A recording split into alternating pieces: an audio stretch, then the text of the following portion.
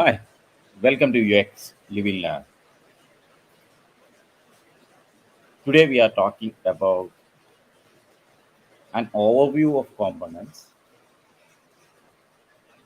That is, we already spoke about different components in innovation ecosystem.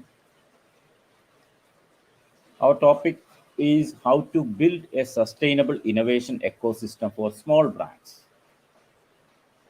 So we have to build an ecosystem, and at the same time we are considering small brands as the users for this ecosystem. So this is the 10th presentation of this series. The last 9 presentations we talked about different components. So in this presentation, I will summarize and conclude what are the highlights of previous presentations. Okay, then I'm Thomas from UX Living Lab. We talk about innovation journeys. That is empathizing idea, sketching concept, designing look and feel, rapid prototyping, evaluating MVP, market feedback. This is a standard innovation journey. We talk about every stage of the innovation journey, and we analyze and take the users' insights to your innovation room to build your innovations in a user's perspective. So we will be listening, we'll be planning and executing and deploying and measuring users' voice. You are free to share my presentation, and at the same time you can comment and like my presentation. Also, you are invited to subscribe our newsletter UX Living Lab News for more details. Of course, I'm expecting your questions and comments. Okay, what is an innovation ecosystem? We can start from the introduction part. So we have done an introductory section, and I'm taking the highlights from the introductory section. What is an innovation ecosystem? An innovation ecosystem is a system for repeatedly delivering new sustainable business models. It is composed of people, but also processes and systems that can support a concept from ideation to scalable business. So it's as simple as that. It should give innovative models continuously, and it should give the information how to convert your ideas to scalable business. The output of the innovation is value, but output of the ecosystem is constant innovation. These are two things, very simple points you have to keep in mind. What is the benefit of innovation ecosystem? Why we build an innovation ecosystem by taking huge pain? What is the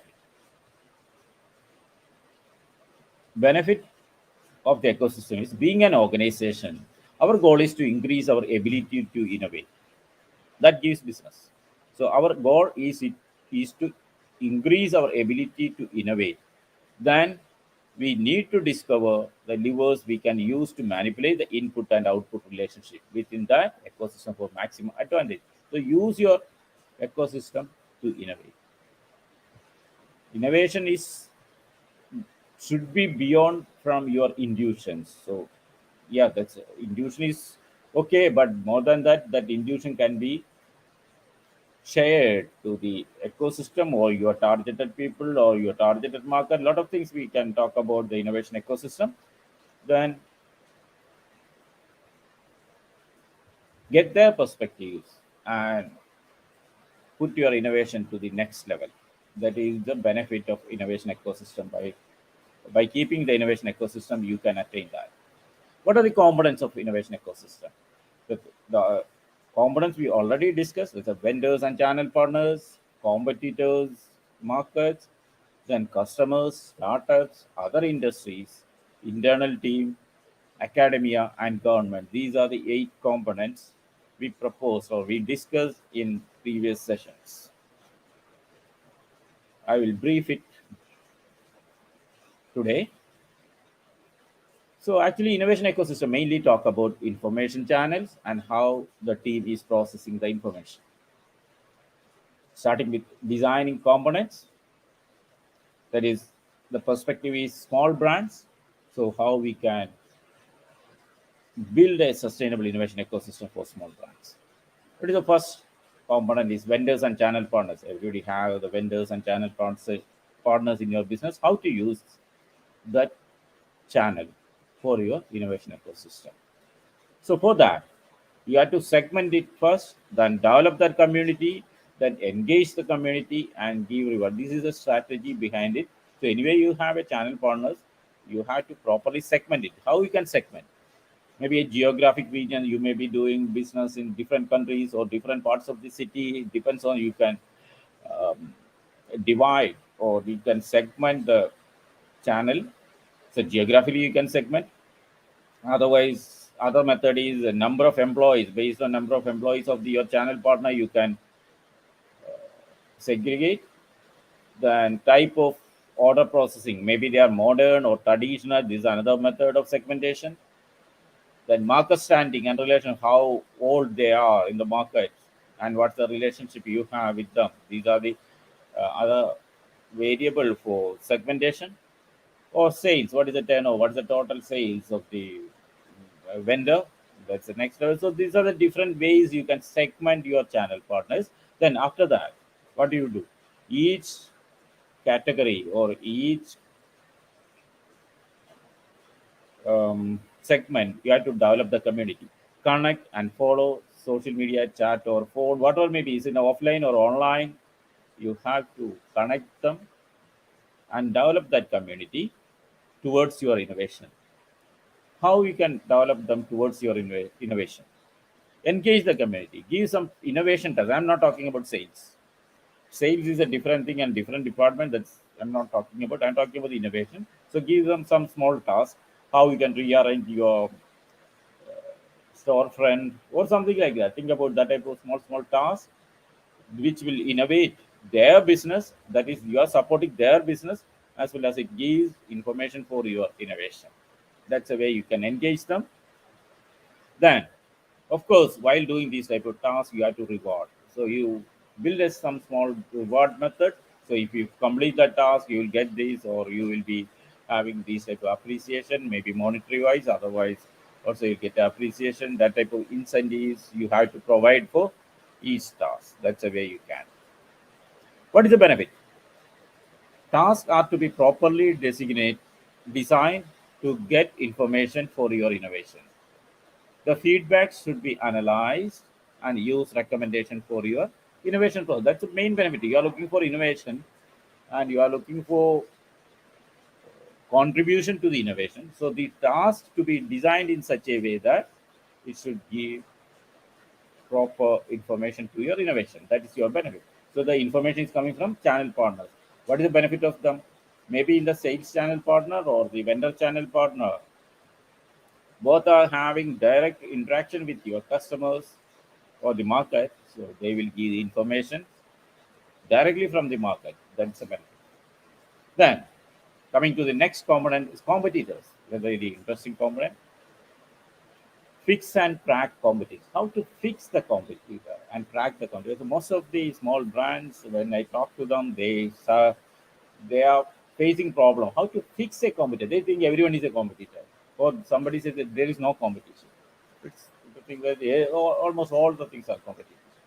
But how to fix your competitor?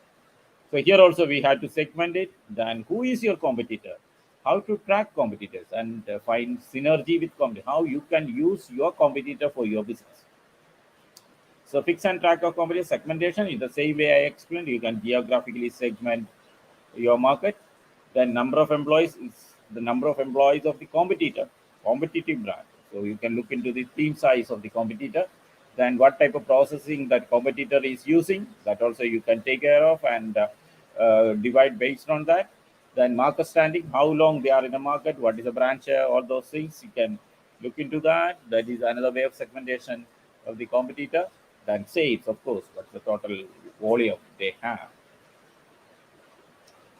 Then how to fix and track? Who is your competitor? Identify using market research, consumer feedback, or online and offline community. These are the input channels you can use for finding the competitor. You do a market research,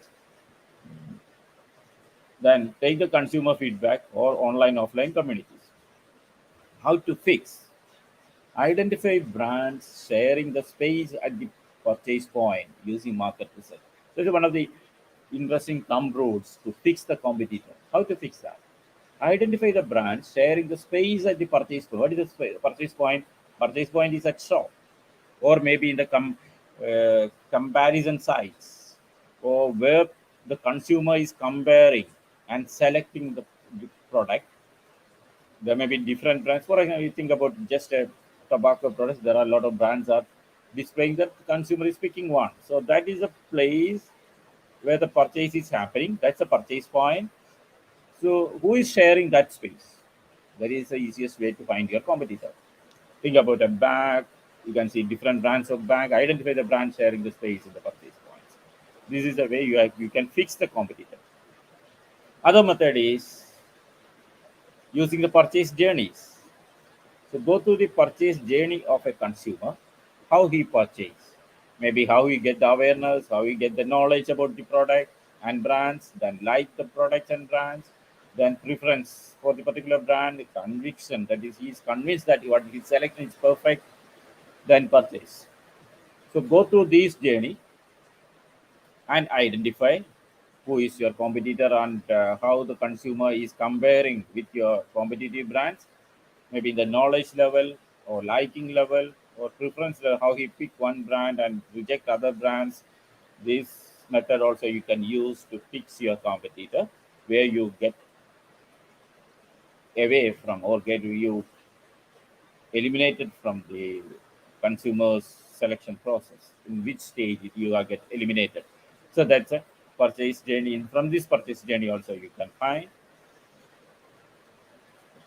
that identify or verify in online and offline communities how they talk and how while they talking how they compare. For example, when they talk about a car, how they compare between the brands.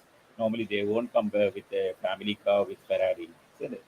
So Ferrari will be compared with similar type of brands, and family cars, the small cars will be compared with the uh, that type of brand. So that's where you can find out who is your competitor while comparing and discussing and getting the knowledge. That's a way to fix. So go to the hashtags, groups, and webinars to find out. Then track the competitors. How do you can track the periodic update on each competitor segment wise? You have to keep what it is, what the product they have, what the price and discounts they are offering, who is sharing purchase points, what type of advertising the competitor is doing, what is the team size, what are the innovations they are putting into the market, what are the touch point with consumers. In all these aspects, you have to keep an update, maybe daily update or weekly update. You have to keep about each competitor in the segmentation. The segmentation I already explained. For the each competitor, you have to keep this. Then what we have to do as next is a synergy between companies. That's one of the important things people are missing. How you can use your competitor for your business. There's a perceptual mapping. That's a method we can adopt. That's one of the good strategies. What do you have to do? Place your brand at the center of a small scale, which is very interesting. The scale is between the quality and price. That is low quality to high quality and low price to high price. You can keep that. Okay, where your brand A, you find it from the marketplace. You find a lot of brands in the marketplace. There's a purchasing point. So where is brand A? Where is brand B? Where is brand C? Like that, you can place it according to your knowledge about that brand. Yeah, you think that your brand is at the center. So brand A is low quality but higher price. Brand D is high quality, higher price. Brand C is also high quality, but brand B is low quality, low price. Brand E is low quality. So think about it. Brand B is very close to you. So that's a immediate competitor you have. Brand D and C is high quality, high price. You need not worry about it because they are looking to different market. Something like you are talking about comparing Volkswagen golf with a Ferrari, so something like that. So that need not worry about it. So don't look into it. So you can find the synergy between that brand. So the consumer who is using Ferrari need a golf also. So that's the way you have to find the synergy between the brands. That's the best method is find out the brand where they position, then to whom you have to compete and to whom you have to associate. That is very important in this method. How these things are benefit for your business. So develop strategies based on product service, price and discounts, who is sharing the purchase point, advertising team size, innovations, and touch points with almost all the points when you are in the market. You will get information to develop your strategies. Then the next component is customers. Okay, we are talking about your own customers. Mainly when we talk about customers, we can talk about customer empowerment. Customer empowerment is the process of providing customers with the tools and resources needed to be successful. Don't hide anything from your customers. That's the easiest strategy nowadays because customers have a lot of channels to know about you, to know about your brand, know about your business. Everything is available online.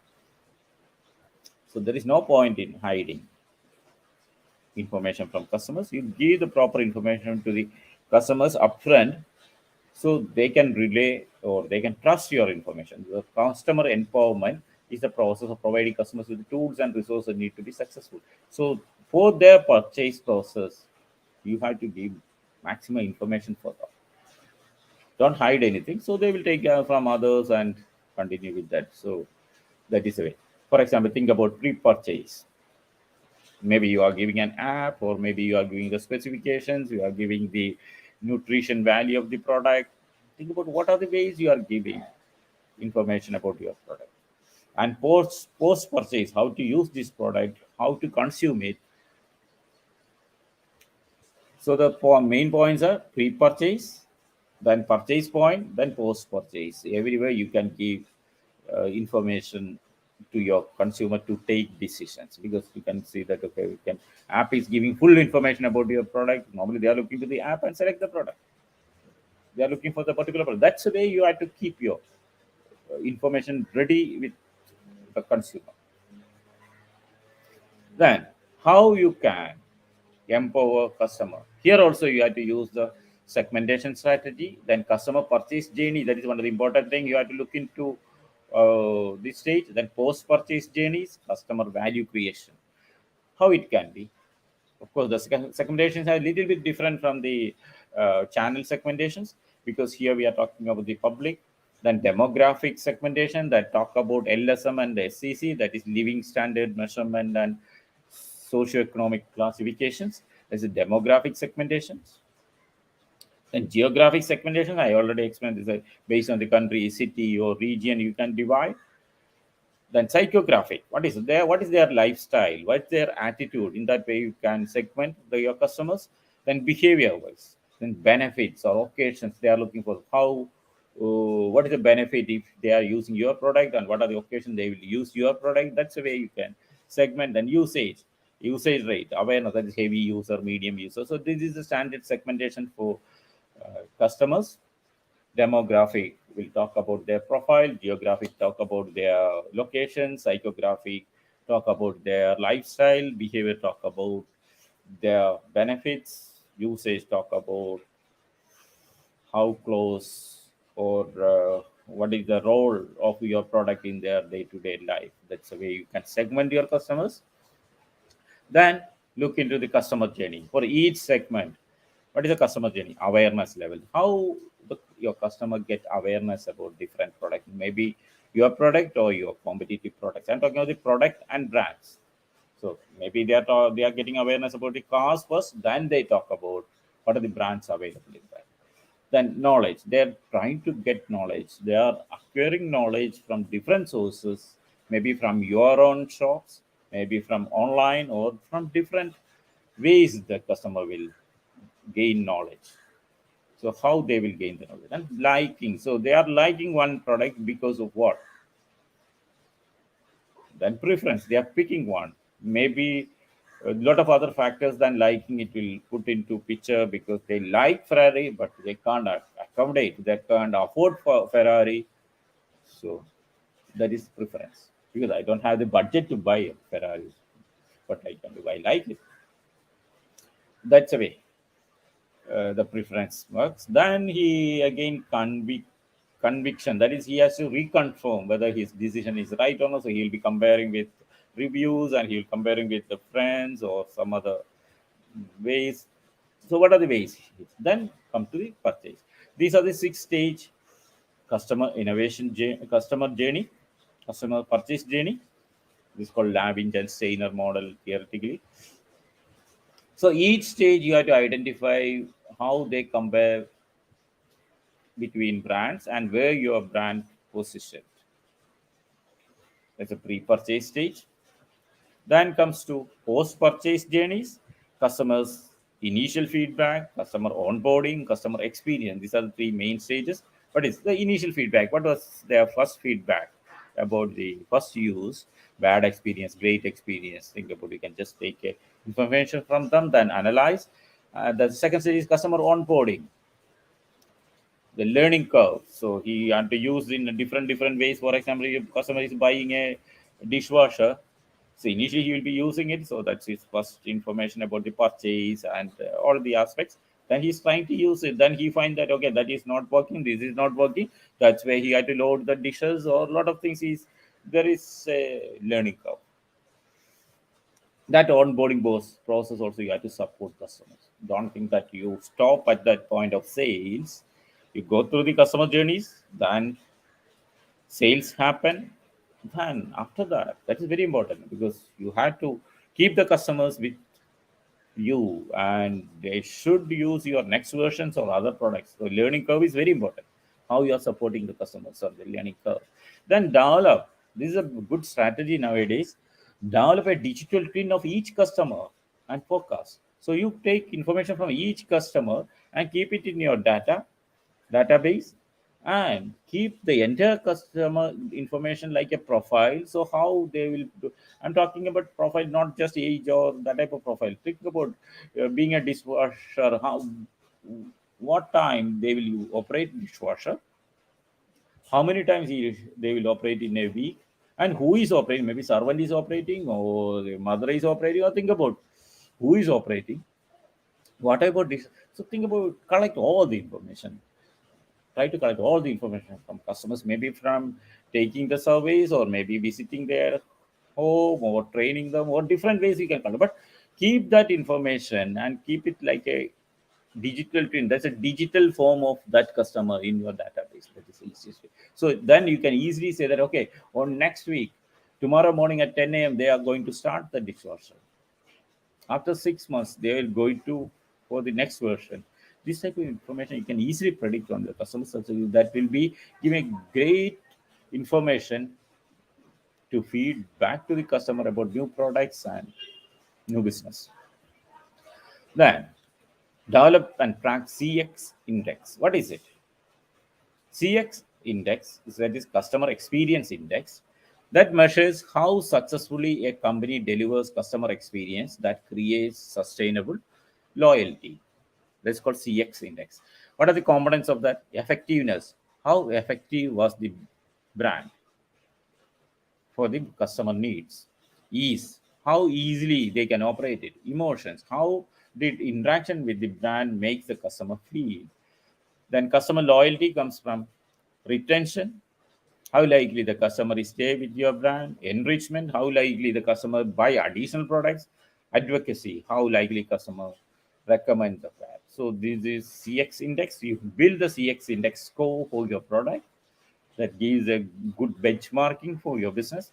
Then value measurement. That's about what you're selling. Maybe you're selling a product, but for a customer, they are looking to the value of the product, not more than cost of the product. They look for the value of the product. That is, what are the gains the customer is getting? What are the pains customer is having? What are the tasks he has to do? Think about it. The customer is buying a car. Okay, of course he's got the car. That's a product. But more than that, whether customers' status, the family status, is elevated among the community because of that car. That's one of the important points while you're selling the car. That's one of the biggest gain of a person while using a car. So whether you when I use that brand, whether my status in the community elevated or not. Okay. What are the pain points? Oh, whenever I call the dealer points or service points, they won't respond. That's that any type of pains. And what are the tasks they have to do? Okay, if customer is so happy, if the car won't give any complaints, maybe even though it will be automatically fill the fuel. Think about that. So that is a way of customer thinking. Why should I spend? It should not. I am not interested to fill the air or gas. If it's automatically filled, that will be great. So still, that type of task also is a pain. Some customers thinking about. So what type of task customer has to do? Yeah. For example, in the car, I always think of the cleaning process. If it's a tough cleaning process, people are not interested to buy the car again, or they will recommend that. That you can buy that car, but it's having a very tough cleaning process. Okay, that type of values. And just explained about the values. Then reliability of the brand depends on that value.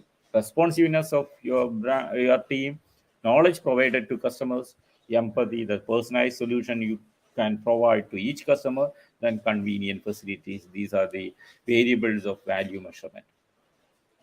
Well, how do you benefit? As I said, this information is benefited to all the important parts of products, innovation, pricing and discount. One more thing I added here is cart abandonment. What it is? When people select products and put it into a cart, maybe it's an online cart or offline cart, doesn't matter. So in a cart, when they scrap that cart, so while scrapping the cart, what are the things they are eliminating? For example, a customer is saying there is a medium scale, medium level family say, okay, on next month, next year, we have to buy these things. I had to buy a new car. I had to go for a family trip. uh, I have to give some deposits, keep add some deposits for my kid. Think about he's planning his additional funds, and this will be the daily fund and the additional. So when something happened or when he's planning has some changes, how he scrapped that basket. That's called cart abandonment. That's one of the important things. In a simple store, you can look into. They will put a lot of things to the basket. Then before building, sometimes they will remove something because that's not required. This is not required, and because of this, price is higher. This quality is low. A lot of things they will consider. That is called scrapping the basket. That's one of the important points you have to analyze, especially in the supermarkets. Okay, then you get information about advertising, then team building, innovation, and consumer interaction. Then the next point is startup monitoring. Next component is startup monitoring. One of the important things how the new buds are coming to your feed. What is startup monitoring? Startup monitoring is to identify market trends, develop new products, identify external threats, and take advantage of growth opportunities. Why does startup monitoring make sense for the company? You need market trends. You want to know change in your industry. Of course, you would like to develop products, services together with startups. That's the association with startups. You are looking for innovative ideas because they are new people, they are new learnings, new models they have, new technologies, so they will come with new methods. You would like to know which challenge solution from startup already exists in the market. So maybe you may take one thing as a big challenge, but startup is already solved it. You have to learn from that. These are the main requirement of monitoring the startups. And here also segmentation, market research, market overview, strategies on strategy. These are the things we discussed earlier. So segmentation is number of employees, geographic locations, industry type, processes, almost same way like B2B segmentation. Then market research, you have to because there is no other way to get the information. From where you get the new startups is coming in from vendors. There's a big, big channel to get where the new startup is coming, new people are coming. Then customers, Patents and copyrights, that is government patent portals and copyrights information. You can look into until the new person coming into that. Most of the people will take patents and copyrights now. Then website, then social media. Then market overview can be secondary report, webinars, public information, industry experts, and social media groups. These are different ways you have to collect the information. What is the benefit? The development process get improved, your own development process, then pricing method, new way of pricing. Nowadays contributory pricing is there, so different way of pricing you will get from learning from startup. Then advertising methods, team building, digitalization, and consumer interactions. These are the benefits. Then we come to the next component, is called substitute products and services. What it is? What is substitute product? Substitute product and service offer consumers choice when making purchase decisions by providing equally good alternatives, thus increasing utility. For example, you want to travel from one point to another point, you can use car and cycle. That's way. So actually, substitute products creates rivalry. Business may incur high marketing and promotional costs, reduce operating profit. These are the impact in business. What is impact in economy? Demand for substitute products shows negative correlation. That is, consumption of one product reduces or replaces the need for other. When demand for one product reduces, that replaced with others. For example, when you want to travel from A to B, you can use car or bike. So that's called substitute products. They have to use car or bike. So if we are more healthy conscious, you will use bike, then the demand for car is reduced, the usage of that's the way. Then what is impact on economy? Demand and pricing of substitute product exhibits a positive correlation. That is, when the price of one product increases, the demand for other increases. For example, if you increase the price for the car, it can be the demand for the cycle also get increased. That's a way. So the price, when you price between that, when you compare the price, when the price of the one product increases, the other product price of one product increases, the demand for the other increases. But in the market, when the demand for one product increases, the demand for the use for the other product decreases. That's the two ways of looking into the correlation. So impact of substitute product. Product with several substitutes had hard to price. That's one of the important thing. Customers are giving wide variety of products to choose from, high competition, low quality products. These are the impact of substitute products. Factors that increasing risk of substitute product. Low switching cost. If there's a low switching cost between the product, people will easily switch. That is a risk factor. Price of the product. Low cost, high cost. Quality of the product performance, availability of a substitute product. These are the factors consumers are considering while changing the product. Then how it affects price and quantity demanded for substitute product. The positive cross elasticity. That's one of the measures you have to do. Think of a very simple thing. You can look into this graph, and then price of the tea increases, the demand for the coffee also increases. That's a way. It's a positive cross elasticity. Then think of the other situation. Negative cross elasticity. Price of the pen increases, demand for the ink decreases. Because that is negative cross elasticity. That's a complement product. The first one is substitute product. Because people can replace your product with other product. Here people can't replace because that is a complement product.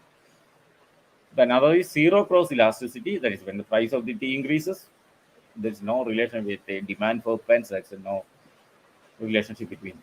So this is the way you have to find out which product will be substitute for your brand and product and which is not.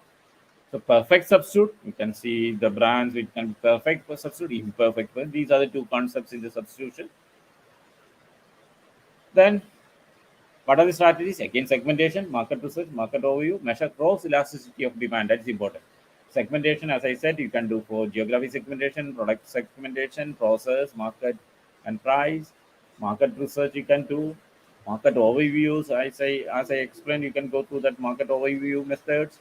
Then measuring of elasticity of demand is one of the important points here. The elasticity of demand in an economic concept that measures the responsiveness in the quantity demanded of one good when the price of other good changes. That is the definition. The cross elasticity of demand for substitute good is always positive because demand for one good increases, the price of the substitute good increases. When the demand for coffee increases, the price for the tea can decrease. The cross elasticity of the demand for complementary goods is negative, as I explained earlier. What does positive cross elasticity of demand indicates? A positive cross elasticity of demand means that demand for good A will increase as the price of the good B goes up. This means the good A and B are good substitutes. So the price of the tea goes up, demand for the coffee increases. So tea and coffee will be a substitute. Like that, you can measure your brand. If you increase your price, the demand for your competitive product is increasing.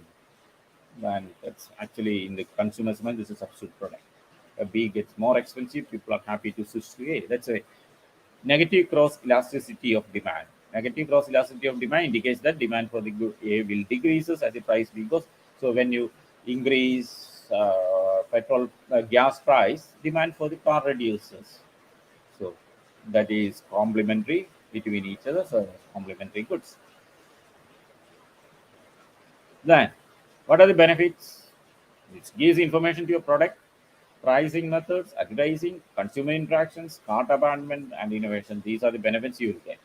The next component is engaging internality. That's a beautiful and most important component in innovation ecosystem. Innovation, innovative teams comprise individuals from different departments, divisions. This is what we are talking about the internality. So the rules determine whether you want us to start small or go big. When you build a team, you have to keep this in mind. Be mindful, paralysis of analysis. People can analyze a lot of things, think about a lot of ideas, but nothing will work. So that is called paralysis of analysis. Then learning and development keeps your team at the edge of innovation.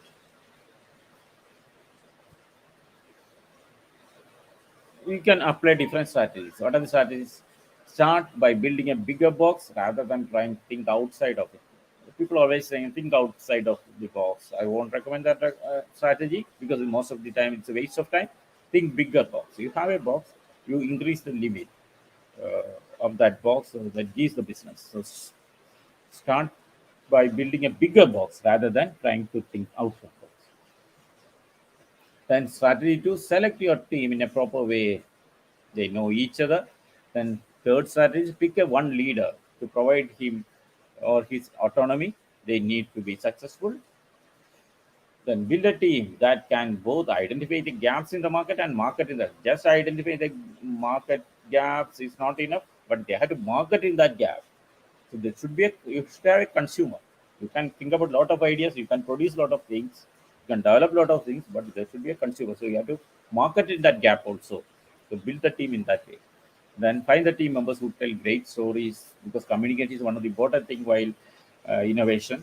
So people who talk about consumer or they can explain, they can communicate well to be added to the team. Then understand the difference between good and bad conflict. They can fight professionally, but don't take it emotionally and personally. These conflicts you have to manage as a team leader. Then supplement the innovation core team with an external provocator. So when you invite external consultants once in a while to your team or a continuously you can add external person that gives a different perspectives for your thinking. And remember to set a goal and measure the process. Always set a goal.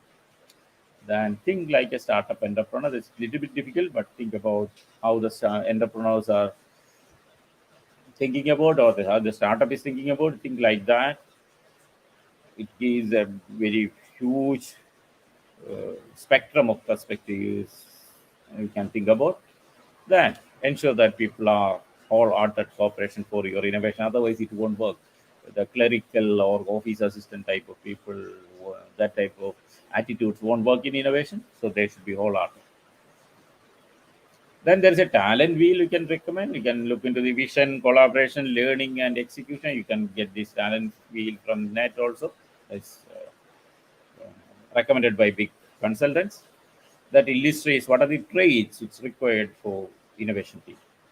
Then what are the challenges? Challenges isolation of innovation team from the balance, because innovation team will be having the latest information, latest technology. So other department will be struggling, or they are very difficult to cope up with these data technologies. Those always the innovation team will be having a isolation. That's one of the challenges you have to tackle. Then how to build it? So engaging in an internal team, that is ideation, concept, look and feel, prototyping, testing, feedback. After you, these are the stages of innovation. In each stages, you have to use internal team. So think about, you have a R&D team, develop that R&D team to innovation team by including R&D, marketing, and other regulatory people. Then you have to develop a UX team, that is with the different personas and different teams. Then this UX information is coming from the targeted segment. That's where you can set. That's the R&D team, then innovation team, then UX team. How the product testing to be happen, that you can build internal circles and you can build external circles. The internal circles will be having a product team, production, costing, or different departments you can add it to your innovation team. From the external, you can use users, non-users, substitute users, different type of communities you can add to. That's little bit bigger thing when you talk about. Otherwise, just use your friends and relatives. Being a small brand, you can use your friends and relatives to build these groups, these communities. And of course, you can use your people from your company for the internal team. Then take the feedback from them. Segmentation, department wise, designation wise, expertise and attitude, these different type of segmentations you can do. Then continuity of engagement, that's very important. Periodic engagement, you have to give the team, you have to engage the team continue periodically. There is a continuity of engagement should be there. Continuous engagements, rewards, responsibilities, and develop time series. So how important, or how they are developing the innovation. Maybe you can keep an innovation index in your organization. That's on another concept. So internally, are you capable of innovating things? You can track with that index. What is the benefit? Lateral thinking. Lateral thinking is the benefit of keeping the innovation team, a bigger innovation team, which includes R&D also. Because R&D people will think in only with the technology or in some particular way. You can include other people and build a big innovation team. The next is engaging academia. That's one of the interesting factor, but most of the small brands are not interested in it. You have to add academia. Why? So academia means studying and thinking. Engage academia for studying and thinking about a problem. Do not expect decisions from academia to move forward. That's one of the mistakes people will do. They expect decisions from academia, that won't work. So engage them for studying and thinking. Engage academia for specific tasks, not for business consulting. So give a specific task, then they have to study on that task and think about the problem and give suggestions. So how to engage them? Learn and analysis you can give to academia, and visualize and decide can be a business decision, because academicians can't take business decisions. At the same time, business people can go back to school and learn. That's a little bit difficult for them. So this is the way you can strategize how to include academia for your innovation. So whatever you want to innovate, you have to learn, because the more learning models are very important. Then analyzing the models, that you can engage academia. There are different ways you can use the macro level engagement, that you can use pest analysis or pestle analysis, that is political, economical, social. These are the macro level engagement. Then micro level engagement, that is manpower, money, machinery, materials, marketing. These are the micro level analysis. You can do it in your organization. There also you can add academia, how we can use different perspectives to that. Then how to select members of academia, team of teachers and students. That's very important. The new buds to be there. Then monitor the team closely by a task manager. That's very important. You should engage a task manager for that. Organize team for each task and resolve. Organize a team only for one task. The things you have to talk. It's a language of academia. That's a little bit different from the business language. You may be talking about business problems, that is context, but academia will talk about the models. These are the difference between the communications. You have to learn these little bit. Otherwise, it's very difficult to communicate with academicians. So, what are the challenges? Because academicians have their own interests.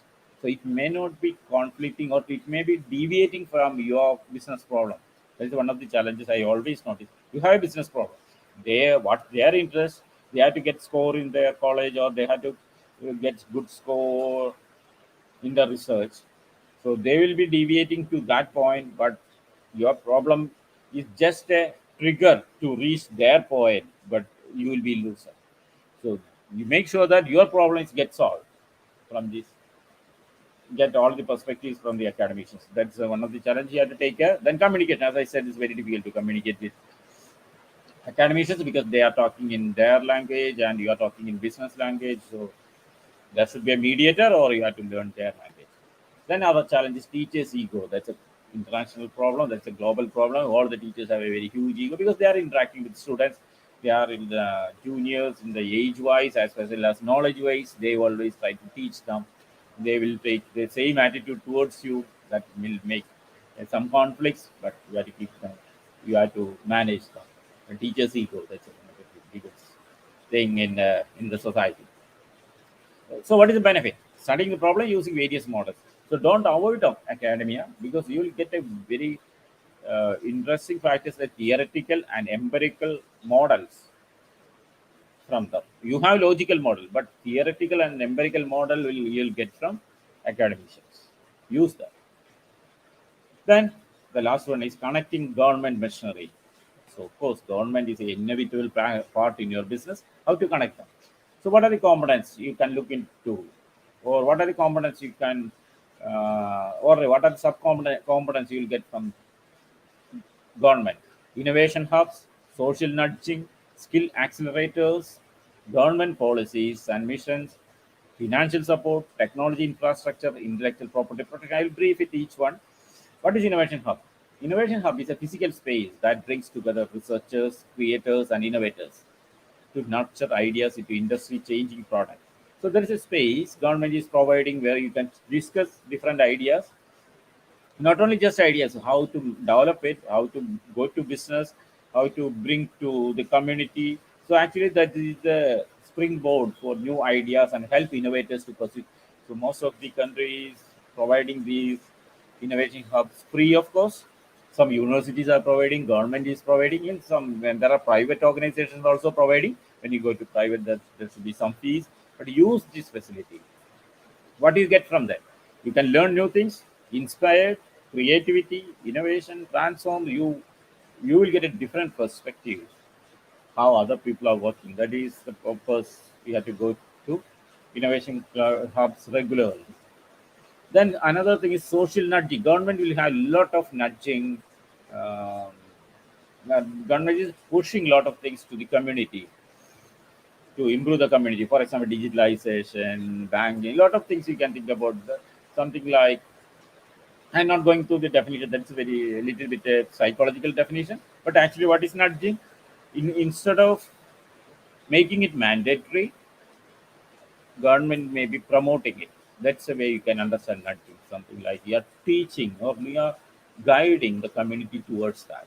What is the result? Behavior of the community is nurturing towards this initiative. For example, digitalization. Behavior of the community is nurturing towards that. So your product strategy is your product innovation based on the future community behaviors. That's when government is promoting some behaviors or some community changes, some behavior changes. Look into that. So that is a future behavior of the community, future behavior of the market. You have to keep in mind that your innovation should address that. That is the purpose. Otherwise, you need not do anything on that. So your product and your innovation should address to that behavior. Then skill accelerators, basic, transferable, and technical professionals. So you have to attain that. Basic skills is from classrooms. Then transferable skills, you have to learn the skills which can communicate the skills to others. Then technical skills, you have the expertise. Then professional skills, you have to engage professionally. These things, the government is providing a lot of facilities to improve this. Use it for you and your team. Then policies, government policy, that your entire business is depending on the government policy. If some policy government developed against your product, That will be a problem. Look into the tobacco or spirits. There are a lot of government policy against that that will affect your business. So you have to look into that policies. And government missions. What is the advantage of government missions? When government say that we have a mission of empowering human, so a lot of process is happening behind that. A lot of products are developing behind that. A lot of technologies are developing behind that. So you can use that platform for your new products. For poverty mission, the mission to avoid poverty. So education mission, a lot of things are there. So look into these missions from the government. Then strategize your product.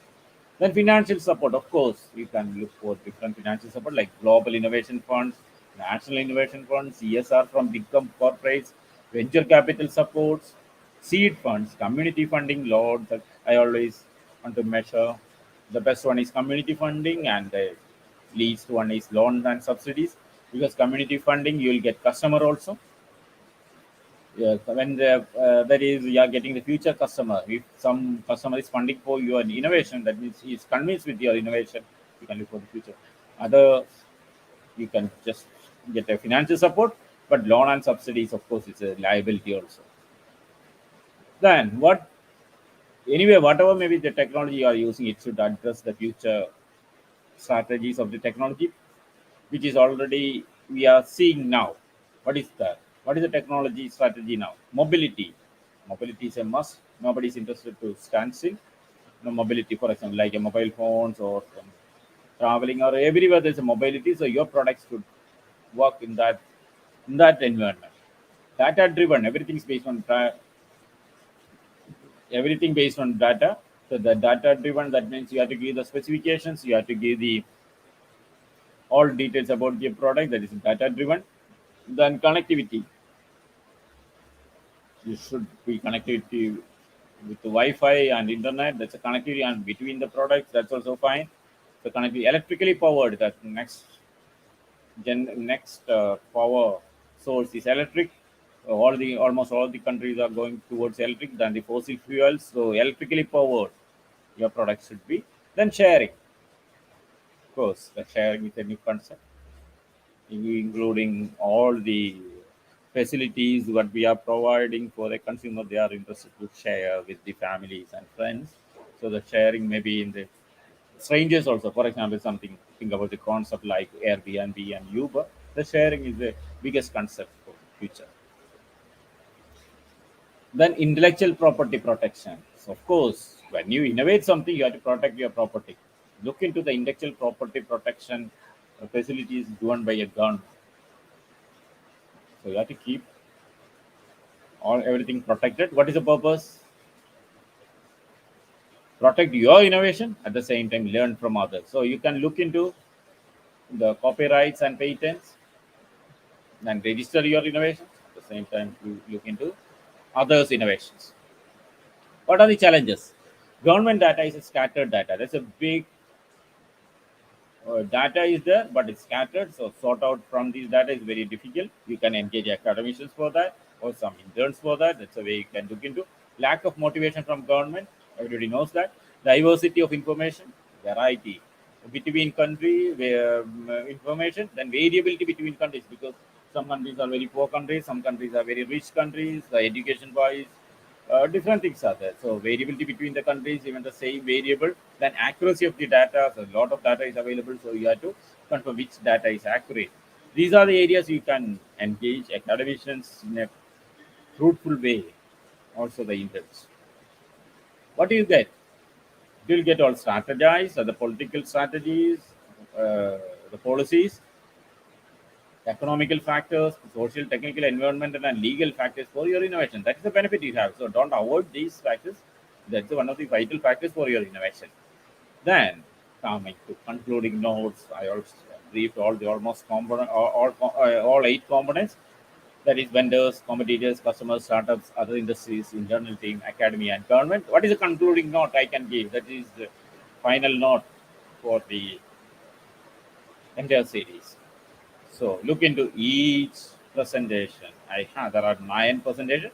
All presentations have 45 around 45 minutes. You can look into that. So I talk about the introduction part, then vendors and channel partners, then competitors, then customers, then startups, then substitute and product services, engage internal team, engage academia, connect government missionary. So this really, I think this is really insightful for you, for your business. Then uh, develop your ecosystem, innovation ecosystem for this. But I have to give some important points from these. What is segmentation? That's very important. Segmentation of customers. This is a strategy. This we call it a 360-degree segmentation. So segmentation, segment your customers before this. B2B segmentation. Segment your channel partners, vendors. These are the segmentation methods you can use: geographic, product based, process based, market demand, pricing of products, number of employees. These are the different variables you can use for B2B segmentation. Then segmentation of internal team, department wise, designation wise, expert wise, attitude wise, benefits. These are the ways you can segment your. Those are three key factors. One is customers, another is channel partners, that's the internal team. These are three key teams you have to build in the ecosystem. Then look into consumer purchase journey. That's a information you have to collect from the consumer. That is the biggest information you have to collect. That's the main, because how people get come to purchase, from the awareness level to purchase. You have to map that journey for the segment wise, region wise, whatever may be your segmentations. For the each segment, you have to mark this journey, map this journey. That means time and products, everything you have to mark it. Then develop the CX index score, that is customer experience index. I already explained about that. Develop that index for your products and services, then track it.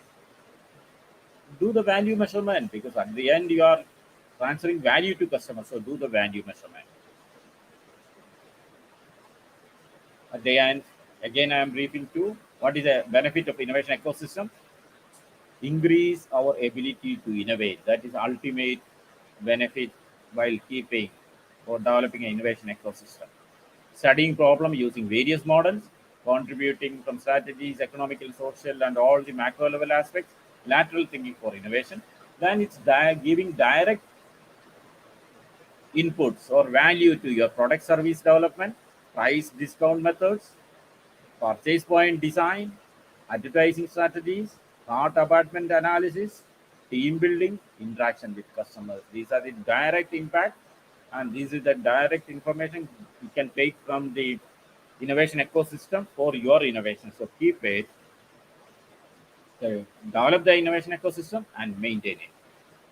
Thank you so much. Thank you for your time, not only just for this 1 hour. I'm thanking you for the entire series you are watching. That is, this is a 10th presentation.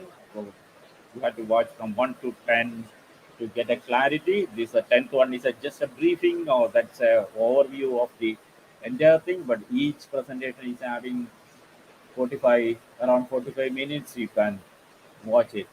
It's available in social media. What I suggest is, if you want to talk to me or any aspect of these journeys, any aspect of this ecosystem, scan this QR code and fix an appointment. I'm happy to share information with you. Of course, if you have any questions, you can ask now or put it in the comment box. I will answer to your questions. You are free to share my presentation to your friends and colleagues. Of course, you have to comment it, because I give 10 presentations in the series, that is how to innovate, how to build an innovation ecosystem for a small brand. You have to comment it, and that gives a good input for me to improve my presentations and go to the next topic. Of course, you can suggest different topics connected to this.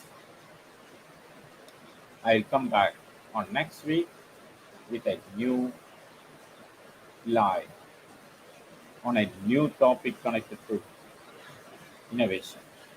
Thank you so much. Thank you for your time.